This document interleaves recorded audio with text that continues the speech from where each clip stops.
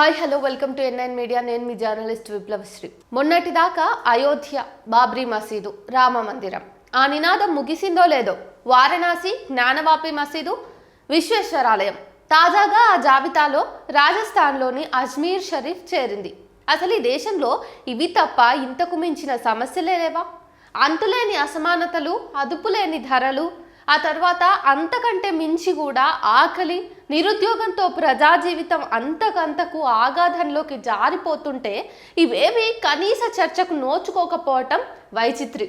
మన ప్రయాణం ఏ వైపుకు సాగుతోందో తెలుసుకోవడానికి ఇంతకంటే ఉదాహరణలేం అవసరం లేదు. నిజానికి పాలకులు మనుషుల్ని మతాలుగా చీల్చేస్తున్నారు. మనం గమనించొచ్చింది 2024 ఎన్నికల ముందు జ్ఞానవాపి వివాదం తెర మీదకు వచ్చింది. త్వరలో మరికొన్ని రాష్ట్రాల్లో ఎన్నికలు జరగనున్న నేపథ్యంలో అజ్మీర్ షరీఫ్ దర్గా శివాలయం అన్న అర్జీ దాఖలైంది కూడా.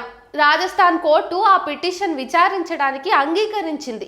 దర్గా కమిటీకి, భారతీయ పురాతత్వ శాఖకు, మైనారిటీ శాఖకు సైతం నోటీసులు జారీ చేసింది. సర్వే చేయించడానికి సిద్ధపడింది. ప్రజల భావోద్వేగాలతో చెలగాటమాడటం, వారి నెత్తుటి ధారలతో పీఠాలకు బాటలు వేసుకోవటం ఈ పాలకులకు కొత్తేమీ కాదు. కానీ ఈ ఉన్మత్త రాజకీయాల పట్ల ప్రజల ఉదాసీనతే అవాంఛనీయం. న్యాయస్థానాలు కూడా ఇది గుర్తించకపోవటం ఆందోళనకరం.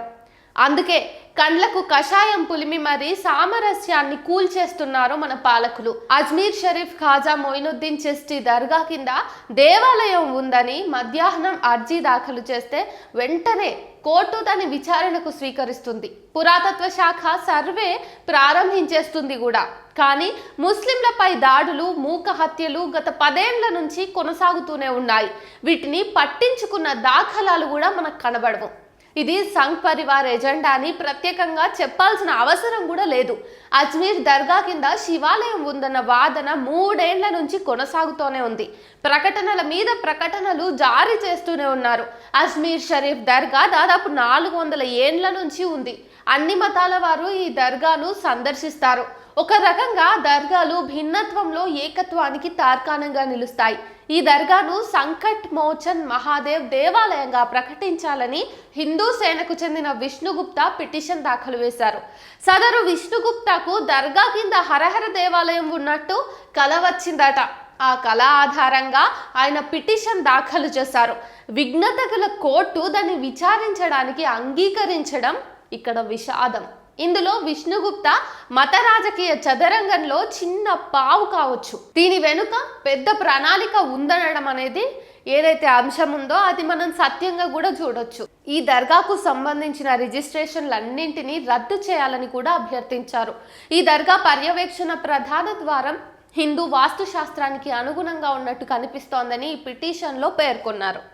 సంభాల్లో ఇటీవల మత కలహాలు జరిగాయి. అక్కడ కూడా వివాదం మసీదు కింద మందిరం ఉందనేదే జరుగుతోంది. అయితే ఇలాంటి పిటిషన్ను పరిగణలోకి తీసుకోగలిగిన కోర్టులు 1991 ప్రార్థనా స్థలాల చట్టాన్ని మాత్రం విస్మరించడం విడ్డూరం. 1947 ఆగస్టు 15 నాటికి దేశంలోని దేవాలయాలు, మసీదులు, చర్చిలు, ఇతర ప్రార్థనా స్థలాలన్నీ కూడా ఎలా ఉన్నాయో అలాగే ఉంచాలి తప్ప వాటిలో ఎలాంటి మార్పులకు, వివాదాలకు చోటివ్వరాదని నిర్దేశిస్తుంది చట్టం.